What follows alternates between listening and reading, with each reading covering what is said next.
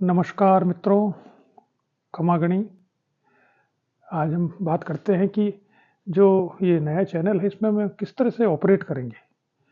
देखिए, मैंने पहले बताया था शायद आपको कि राजस्थान के मेरे हिसाब से जो मैंने डिवीज़न किया है इस चैनल के लिए, एक तो राजस्थान की राजनीति शुरुआत होती है राजस्थान बनने से 1949 से।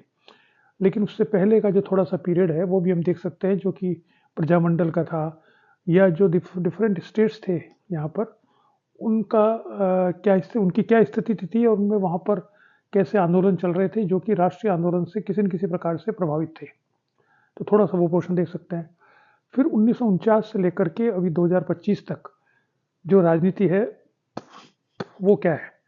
अब वो राजनीति, मैंने ये सोचा है कि उसको हम इस तरह से डिवाइड कर सकते हैं कि देखिए, कई तरह से पढ़ा जा सकता है राजनीति को। अब वो बड़े ही पॉलिटिकल साइंस की दृष्टि से पढ़ें तो उसमें तो कोई अच्छी किताब लिखी जाए पॉलिटिकल साइंस की लैंग्वेज में, एकेडमिक लैंग्वेज जिसे कहा जाता है, तो वो जैसे रजनी कोठारी की पॉलिटिक्स इन इंडिया है, वैसे कोई पॉलिटिक्स इन राजस्थान हो, तो थोड़ा बहुत तो वो रिचर्ड सीसन की किताब है जो 1960s में लिखी गई थी। उसके बाद तो कोई ऐसी किताब है नहीं जो कि एकेडमिकली ये बताए कि राजस्थान की पॉलिटिक्स क्या थी। लेकिन उसको छोड़िए आप, हम लोग तो जो जिसमें रुचि रखते हैं वो होती है राजनीतिक या सामाजिक आर्थिक वगैरह भी। तो राजनीतिक में ये है कि हम शुरू करेंगे 1949 से कि चीफ मिनिस्टर्स जब बने। देखिए, चुनाव होते हैं, वो तय करता है कि कौन सी पार्टी सरकार में आएगी, और जिस पार्टी की सरकार होती है उसका जो नेता होता है, जो मुख्यमंत्री बनता है, वो तय करता है कि अगले 5 साल या जब तक वो रहता है तब तक विकास की दिशा क्या होगी। तो एक तरीका तो जो सिंप्लीफाइड तरीका है, जो which is not very historical और वेरी ऑथेंटिक और very academic, but which is more popular, जो कि आप लोगों के लिए सही है, वो ये है कि हम शुरू करेंगे दशकों के हिसाब से कि 1950 का दशक में क्या हुआ, 1960 के दशक में, 70 के, 80 के, 90 के, 2000 से 2010, 2010 से 2020 तक, और 2020 की बात तो चल ही रहा है। ये जो दशक हैं, ये लगभग कुछ हद तक तो जो चुनाव हुए हैं या मुख्यमंत्री बने उनसे जुड़े हुए हैं। जैसे हम देखें कि 1949 में हीरालाल शास्त्री जी पहली बार नॉमिनेट हुए थे मुख्यमंत्री पद के लिए। क्यों हुए थे हीरालाल शास्त्री?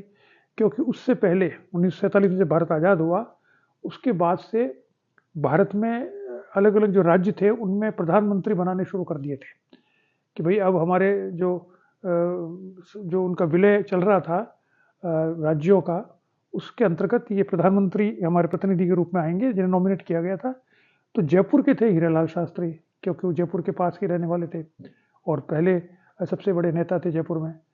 तो उनको बनाया गया प्रधानमंत्री यहाँ का। तो जब जयपुर को राजधानी बनाया गया तो 1949 में माना गया कि इन्हीं को राजस्थान का प्रधानमंत्री बना दिया जाए। तो पहले तो वो प्रधानमंत्री रहे। उसके बाद जब चुनाव हुए तो चुनाव में के बाद में उनको, या चुनाव से पहले ही देखेंगे, तब जयनारायण जी व्यास को मुख्यमंत्री बन गए। उससे पहले जब फिर चुनाव हुए, चुनाव से पहले बन गए थे जयनारायण जी व्यास, चुनाव में वो हार गए तो हीरट्टी का जी पालीवाल को बनाया गया। फिर वो जयनारायण जी व्यास उपचुनाव से जीत के आए किशनगढ़ से, तो वापस से वो बन गए।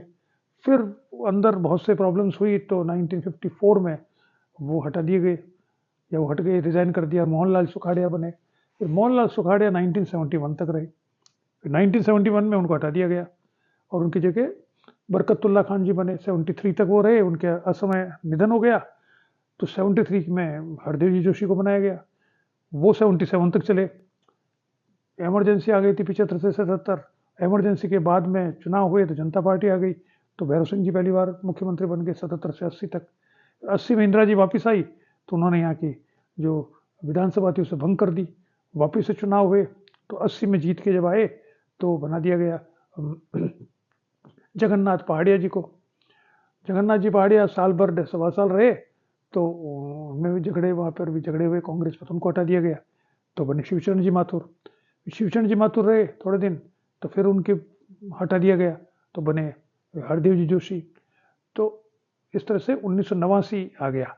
1989 में वो हार गए सब, और 90 में वापस से भाजपा जनता आ गई, तो मुख्यमंत्री बन गए भैरव सिंह जी। 93 में जो बाबरी मस्जिद को गिराया गया, तो यहाँ की सरकार भी भंग कर दी गई। उसके बाद वापस से चुनाव हुए तो फिर जीत गए भैरव सिंह जी। 1998 तक वो रहे, और 1998 से 2023 तक जो चुनाव हुए, उसमें ऑल्टरनेटिवली 3 बार तो अशोक जी गहलोत साहब बने चीफ मिनिस्टर, 2 बार मैडम बनी। अब 2023 से हमारे यहाँ पर भजन लाल जी मुख्यमंत्री है। तो अगर अब देखें मोटे रूप में, मैंने बताया आपको, ये मोटे रूप में क्या है कि 1960 का दशक पूरा सुखाड़े जी का दशक है। 1970 का दशक मुख्य रूप से 2 मुख्यमंत्रियों का है। 4 मुख्यमंत्री हुए थे, लेकिन 2 बड़े थे, हरदेव जोशी और आपके जो शुरू में हरदेव जोशी बने थे, और दूसरे थे भैरव सिंह जी शेखावत, और 1 आध साल के लिए बने थे जगन्नाथ जी पहाड़िया। 1980 का दशक जो था वह नहीं, जगन्नाथ जी पहाड़िया तो 81 में बने थे, उसमें बने थे 70s में बने थे बरकत खान साहब। 81 में साल भर के लिए बने थे, साल सवा साल के लिए जगन्नाथ जी, और ऑल्टरनेटली कांग्रेस रही 1980 में 90 तक, तो वो हरदेव जी और शिवचरण जी बनते गए। फिर 1990 के बाद में पूरा दशक जो है 90 का 98 तक वो भैरव सिंह जी का रहा है, और 98 के बाद ये दोनों मुख्यमंत्री बनते रहे। तो इस तरह से मोटा मोटा हम इसको देखेंगे कि कैसे इन्होंने क्या काम किए, कैसे बने ये मुख्यमंत्री। हर मुख्यमंत्री ने अपनी तरह से क्या नई बात पहल करी, क्या नई पॉलिसीज बनाई, उसका क्या इम्पैक्ट पड़ा वगैरह। तो एक तो ये पॉलिटिकल बात हो गई। दूसरा फिर है इसमें कि हम ये देखने की कोशिश करेंगे कि जो राजनीतिक दल है वो कैसे रहे। जैसे एक प्रश्न है जो बहुत बड़ा प्रश्न है, जिसका हमें विचार करना चाहिए कि आप देखिए कि 1989 के बाद में जो कांग्रेस उसके बाद में सत्ता में सिंगल हैंडेड नहीं आ सकी। वो 1984 में अंतिम बार आई थी, उसके बाद पूर्ण रूप से बहुमत कांग्रेस को केंद्र में नहीं मिला, और 1989 में वो हार गए। उसके बाद में आप देखेंगे कि अधिकतर नॉर्थ इंडिया में और साउथ इंडिया में भी रीजनल पार्टीज एमर्ज हो गई कांग्रेस के जगह पर, और दूसरी तरफ भाजपा राष्ट्रीय कांग्रेस दल बन गया बहुत महत्वपूर्ण।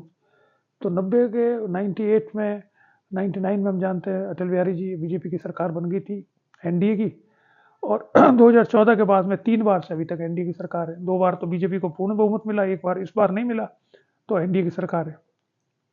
जब पूर्ण बहुमत मिला तब भी उन्होंने एनडीए की सरकार को माना, अपने सहयोगियों को छोड़ा नहीं।